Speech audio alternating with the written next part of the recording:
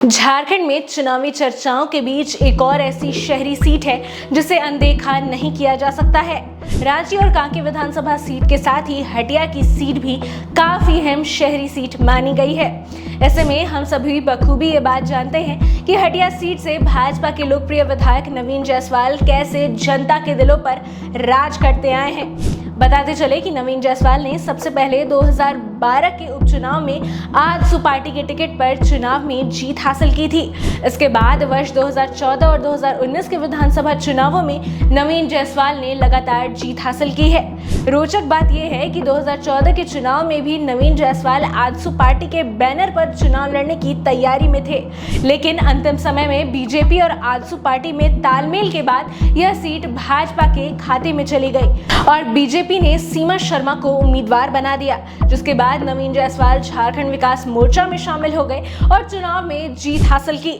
लेकिन तीसरी बार नवीन जायसवाल ने बीजेपी के टिकट पर जीत हासिल की है। अब लगातार चौथी बार जीत हासिल करने के लिए नवीन जायसवाल क्षेत्र में जनसंपर्क अभियान चला रहे हैं, लेकिन बीजेपी उन्हें उम्मीदवार बनाएगी या नहीं यह अभी तय नहीं है। ऐसे में यह बात सीट शेयरिंग पर भी आकर अटकती है, क्योंकि भाजपा की संभावित सीट हटिया से इस बार आजसू भी आस लगाए बैठा है। अब जो लोग रांची में रहते हैं उन्हें शहर में आजसू के भरतकांशी के पोस्टर तो देखे ही होंगे। इस पोस्टर में साफ तौर पर लिखा है कि आजसू के भरतकांशी हटिया सीट के उम्मीदवार हैं। बस इसी पोस्टर का बवाल है कि आखिर सीट शेयरिंग फॉर्मूले में हटिया की सीट किसके हिस्से जाएगी। वहीं अगर भाजपा खेमे से हटिया सीट के उम्मीदवारों की बात करें तो नवीन जायसवाल के साथ ही बड़े चेहरे में दीपक प्रकाश भी इस सीट से चुनाव लड़ने की उम्मीद कर रहे हैं। हालांकि सीमा शर्मा, मृत्युंजय शर्मा, सुबोध सिंह, विजय जायसवाल, शोभा यादव और शशि भूषण सिंह जैसे लोग भी हटिया सीट के लिए जोर आजमाइश कर रहे हैं। इधर आपको ये भी बताते चले कि इस क्षेत्र में कभी रातू राज परिवार का दबदबा हुआ करता था।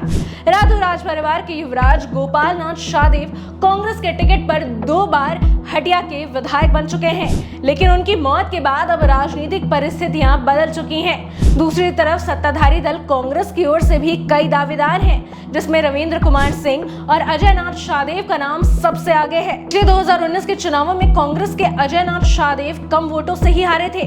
ऐसे में इस बार भी कांग्रेस की ओर से अजय नाथ शाहदेव की दावेदारी सबसे मजबूत है। इसके अलावा लोकसभा चुनाव लड़ चुकी यशस्विनी सहाय और विनय सिन्हा, दीपू समेत अन्य नेताओं की ओर से भी दावेदारी की जा रही है। हालांकि इन अटकलों पर पूर्ण विराम उम्मीदवारों की लिस्ट आने के बाद ही लगेगा। साथ ही ऐसी ही तमाम खबरों के लिए देखते रहिए ग्लोबल मीडिया अपडेट। धन्यवाद।